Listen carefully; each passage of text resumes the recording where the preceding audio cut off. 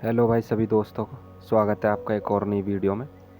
तो आज हम डिस्कस करेंगे आरपीएफ कांस्टेबल से रिलेटेड डाउट कि डीवी कैसे होगा, साथ ही होगा कि नहीं और क्या क्या डॉक्यूमेंट चाहिए। तो आगे बढ़ने से पहले मैं आपको बता दूं कि मैं खुद आरपीएफ एसआई मैं सेलेक्टेड हूं इसी 2024 से, और एसएससी सीपीओ में भी सेलेक्टेड हूं। तो मैं आपको बताना चाहूँगा आरपीएफ कांस्टेबल का जो फिजिकल है वो, जैसा कि आपको पता ही है, 13 नवंबर से 6 दिसंबर तक चलेंगे। और मैंने खुद ने आरपीएफ कांस्टेबल का एग्ज़ाम दिया था, क्योंकि आरपीएफ कांस्टेबल और एसआई दोनों आगे पीछे हुए थे।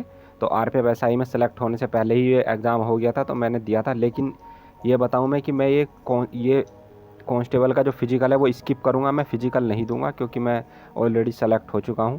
तो एक सीट ख़राब करने से कोई फ़ायदा नहीं है। मेरी ये सीट आप सभी की हुई भाई, आप मेहनत करें और इसे पाएँ। तो लेकिन मैं बता दूं कि मेरा जो आरपीएफ एसआई में स्कोर है, सॉरी आरपीएफ कांस्टेबल में जो स्कोर है वो 98 मार्क्स हैं आरपीएफ कांस्टेबल में। और मेरा जो फिजिकल सेंटर है वो गोरखपुर है। आप सब अपना स्कोर ज़रूर बताएं कमेंट सेक्शन में कितना हो रहा है। और जो मेरी फिजिकल डेट है वो 15 नवंबर को है। तो भाई सबसे पहले बात करते हैं फिजिकल के बारे में। तो फिजिकल जो एंट्री टाइम दिया हुआ है आपका वो 5 बजे दिया हुआ है, और जो हमारा एसआई का टाइम था एंट्री टाइम वो 4 बजे था। तो रनिंग पहले होगी, उसके बाद डीबी होगा। और आगे मैं बताऊंगा आपको कि ओबीसी एनसीएल और ईडब्ल्यूएस किस डेट का होना चाहिए, और यदि आपके फॉर्म में कोई गलती हो गई है तो क्या करें। इन सभी डाउटों को भाई मैं आगे आपकी इस वीडियो में क्लियर करूंगा। तो वीडियो में ज़रूर बने रहें, और ख़ासकर ओबीसी एनसीएल और ईडब्ल्यूएस वाले भाई बहुत ज़रूरी है, नहीं तो आप वहाँ जा कर के खाली बैठे रहोगे, बाहर कर दिए जाओगे। फिजिकल के बारे में डिस्कस कर लेते हैं। जैसा कि आपको पता ही है, रनिंग 1600 मीटर 5:45 में है, फीमेल के लिए 800 मीटर है, लॉन्ग जंप 14 फीट है और फीमेल के लिए 9 फीट है, हाई जंप 4 फीट है, फीमेल के लिए 3 फीट है। तो भाई बात करते हैं रनिंग के बारे में। सबसे पहले आपकी एंट्री जो है 4 बजे से है, सॉरी 5 बजे से है। तो जितना जल्दी हो सके भाई एंट्री कर लेना, क्योंकि जितनी जल्दी आप एंट्री करोगे उतनी ही जल्दी आपका फिजिकल होगा, आपको पहले ही बैच में रनिंग करा दी जाएगी। और मैं एक और बात बताऊं, रनिंग जो है चिप से होगी इस बार, क्योंकि आरपीएफ एसआई की भी चिप से हुई थी। और आरपीएफ एसआई में 50 बच्चों का एक बैच बना था, जिसमें रनिंग में लगभग 30 से 35 बच्चे क्वालिफाई हो रहे थे, 15 बच्चे वहाँ भी फेल हो जा रहे थे भाई। जबकि वहाँ टाइम 6 मिनट 30 सेकंड है और आपका तो सिर्फ 5:45 है। तो आप सोच सकते हो आपकी क्या हालत होने वाली है। तो मैं यही आपसे गुजारिश करूंगा कि आप जो है जितना जल्दी हो सके, अगर आपका एंट्री टाइम 5 बजे है तो आप 4 बजे जा कर के लाइन में लग जाना। मैं 3 बजे लाइन में लग गया था, लेकिन उसके बाद भी मेरा 23 नंबर था। तो देखो आप, 23 बच्चे 3 बजे से पहले आ गए थे वहाँ, जबकि मैं रात के 3 बजे लाइन में लग चुका था। मेरा लखनऊ आरपीएफ एकेडमी में फिजिकल हुआ था। तो आप पहले ही चले जाना, 5 बजे एंट्री टाइम है, 4 बजे 3:30 बजे आप लाइन में लग जाना, क्योंकि जितना जल्दी आप पहुंच जाओगे उतना जल्दी फिजिकल होगा। धूप निकलने से पहले आपका फिजिकल हो जाएगा। मेरा जो फिजिकल था, मेरे जो पहला बैच था 50 बच्चों का, हमारा फिजिकल 6:30 बजे तक पूरा फिजिकल हो गया था भाई। 6:30-7 बजे तक race, long jump, high jump सब कुछ हो गया था 6:30-7 बजे तक पहले बैच का। तो आप देख सकते हो कि आपका सुबह सुबह मौसम अच्छा रहता है, उतने में हो जाएगा तो कितना अच्छा रहेगा। और अगर भाई आपका टाइम नहीं आ रहा है 1600 मीटर, तो कोई बात नहीं है, आप फिजिकल देने ज़रूर जाना। पैरों में अगर थोड़ी बहुत दिक्कत है तो पेन किलर ज़रूर खा करके जाना भाई, नहीं तो आपका रेस तो आप मार दोगे, लेकिन लॉन्ग जंप और हाई जंप में आपके पैर नहीं उठेंगे, बिल्कुल भी नहीं उठ पाएंगे, क्योंकि रेस मारने में ही आपका वो दर्द फिर से ताज़ा हो जाएगा। इसलिए सुबह ही कुछ खाने से पहले चने वगैरह खा करके आप एक पेन किलर ज़रूर खा लेना, जिससे आपका पूरे दिन पैर स्मूथ चलेंगे। अगला भाई, अगर आपके घर पर टाइमिंग नहीं आ रही है फिर भी आप ज़रूर फिजिकल देने जाना। थोड़े बहुत अगर किसी भाई का 5-10 सेकंड तक भी फालतू है, वहाँ इतना मोटिवेशन मिल जाता है सबको, सब इतना मोटिवेट करते हैं कि आप वहाँ आराम से रेस लगा दोगे। और आखिरी समय में भाई थोड़ा भागना, टाइम ज़रूर लगाना अपना। अभी इन 10-15 दिन में जो बचे हुए हैं इनमें टाइम ज़रूर देखना कि आपका कितना आ रहा है, लेकिन इंजरी से बचना भाई, ज़रूर इंजरी से बचना। और जैसा मैं अपना एक्सपीरियंस बताता हूँ, हमारा जो है सबसे पहले उन्होंने चिप बांध दी थी। एंट्री लेते ही वो क्या करेंगे, आपके पैर में चिप बांध देंगे, आपकी बायोमेट्रिक होगी आधार कार्ड से, और उसके बाद 50-50 बच्चों का बैच बना दिया जाएगा रेस के लिए। जो बच्चे रेस क्वालिफाई करते रहेंगे उनका, उसके बाद हमारा हाइट नापी गई थी, और हाइट नापने के बाद हमारी चेस्ट नापी गई थी। और जो बच्चे रेस, हाइट और चेस्ट में पास हो गए थे उन बच्चों को फिर लॉन्ग जंप के लिए ले जाया गया। लॉन्ग जंप हुई, आरपीएफ एसआई में 2 चांस है, और कांस्टेबल में 3 चांस है।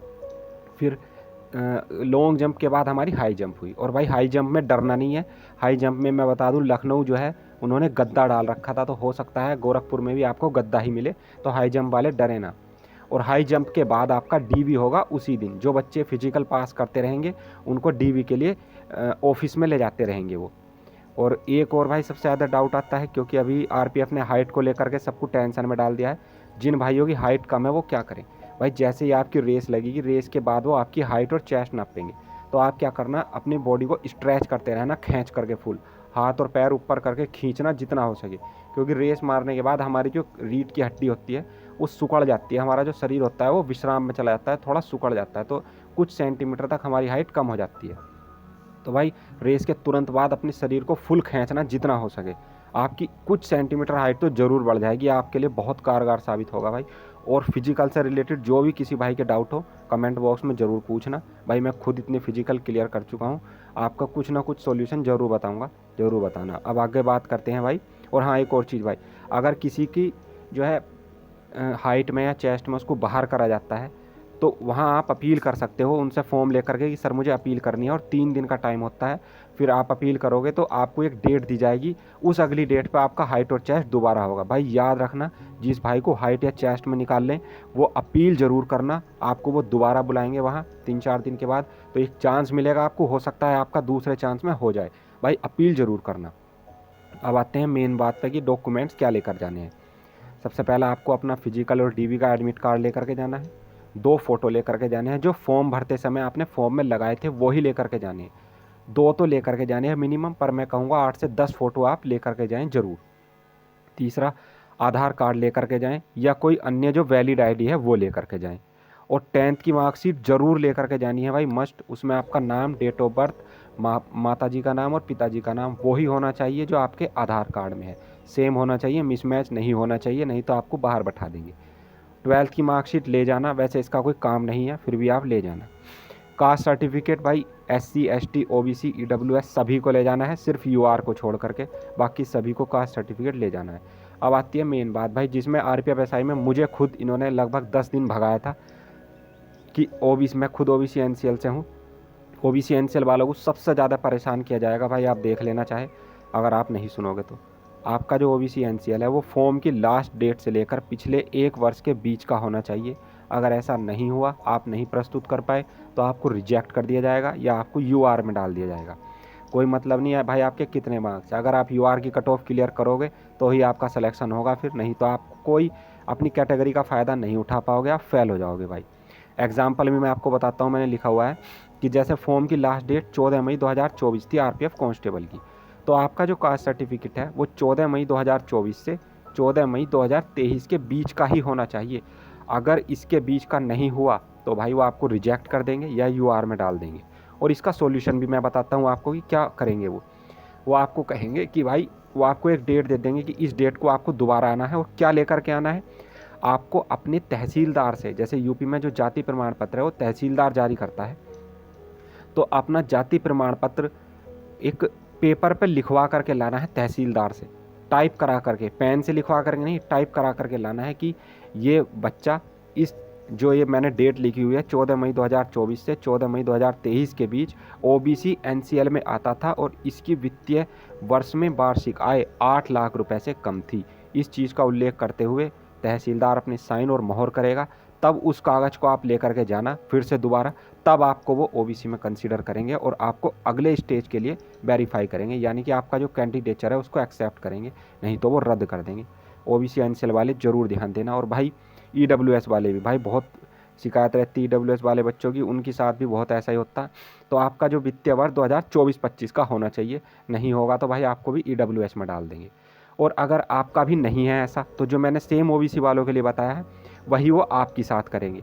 आपको भी वो कहेंगे कि आप अपने तहसीलदार के पास जाइए, या DM जो भी आपका ये EWS जारी करता है अधिकारी, वो लिख करके देगा एक पेज पर और अपने साइन और मोहर करके देगा, तभी वो आपको EWS कंसीडर करेंगे, नहीं तो आपको भी वो UR में डाल देंगे भाई। अगला आपके पास निवास प्रमाण पत्र होना चाहिए, वो भी वो लेंगे। और एनओसी होनी चाहिए, जो भाई किसी जॉब में है उनके पास एनओसी होनी चाहिए, नहीं तो आपका भाई कैंडिडेचर वहीं रोक देंगे। 3 चीज़ बहुत ज़रूरी है, ओबीसी, एनसीएल, ईडब्ल्यूएस और एनओसी वाले। भाई आप तीनों बहुत ध्यान से लेकर करके जाना, उसमें उल्लेख किया हुआ है उन्होंने एडमिट कार्ड में।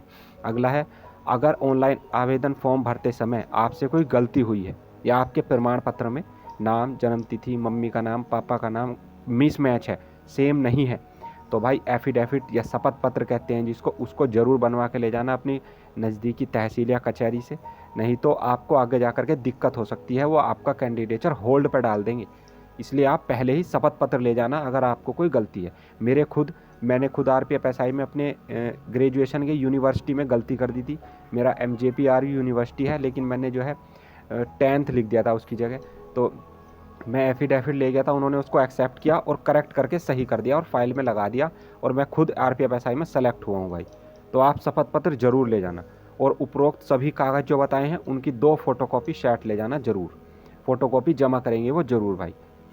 और आगे भाई बेस्ट ऑफ लक सभी RPF जवान के लिए, गॉड ब्लेस यू, कि आपका जो फिजिकल है क्लियर हो और आप हमारे साथ जल्दी से रेलवे सुरक्षा बल के बेड़े में शामिल हों भाई।